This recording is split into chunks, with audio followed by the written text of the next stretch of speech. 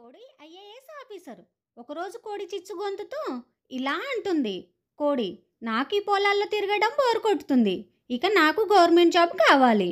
ఒక పల్లెటూరులో ఉండే కోడి ఊహల్లో ఏకంగా ఐఏఎస్ ఆఫీసర్ కావాలని ఫిక్స్ అయింది. ఇంటర్నెట్ లేదుగా, తలకిందులుగా తిరిగిన ఓ పుస్తకం చూసి చదవడం మొదలుపెట్టింది. ఆ పుస్తకం పేరు how to crack IAS in 30 days.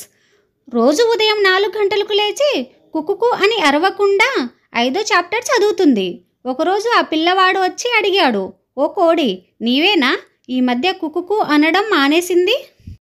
అప్పుడు కోడి గంభీరంగా: నాకిప్పుడు సివిల్ సర్వీసెస్ ఎగ్జామ్స్ ఉన్నాయి, కుకుకు అనేది పల్లెటూరు స్టఫ్.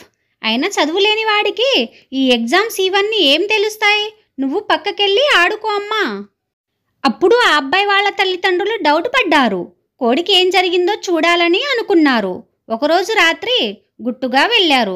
చూస్తే కోడి స్క్రీన్ మీద మాక్ టెస్ట్ రాయడం చేస్తుంది. ఒకరోజు ముక్కు మీద కళ్ళజోడు పెట్టుకొని యూనియన్ బడ్జెట్ గురించి చదువుకుంటూ ఉంటుంది. మరోనాడు చెట్టు మీద కూర్చొని మాస్టర్ ద ఇండియన్ పాలిటీ బుక్లో మునిగిపోతుంది. పక్క గోడ మీద కూర్చున్న పిచ్చుకలు షాక్ అయ్యాయి. పిచ్చుక 1: ఏంది ఈ కోడి ఇంత మేధావిగా మారిపోయింది? గత వారం వరకు మాకు గొట్టం పట్టుకొని కథలు చెప్పేది, ఇప్పుడేమో ఇలా డీసెంట్గా మారిపోయింది. ఒక నెల తర్వాత యూపీఎస్సీ ఇంటర్వ్యూకు కోడి వెళ్ళింది. ఇంటర్వ్యూ ప్యానెల్: మీ పేరేంటి? కోడి: నా పేరు కోడిపెట్ట, కనపడటానికి సాఫ్ట్గా కనిపిస్తా కానీ ఊరా మాస్.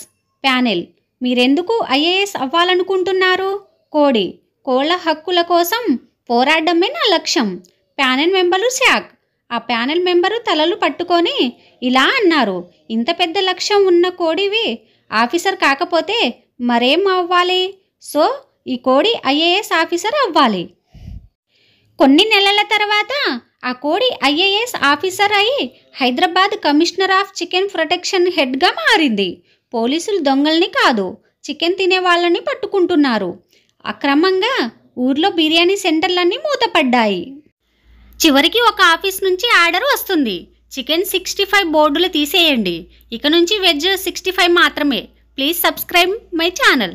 లైక్ కొట్టండి, షేర్ చేయండి. Watching my video.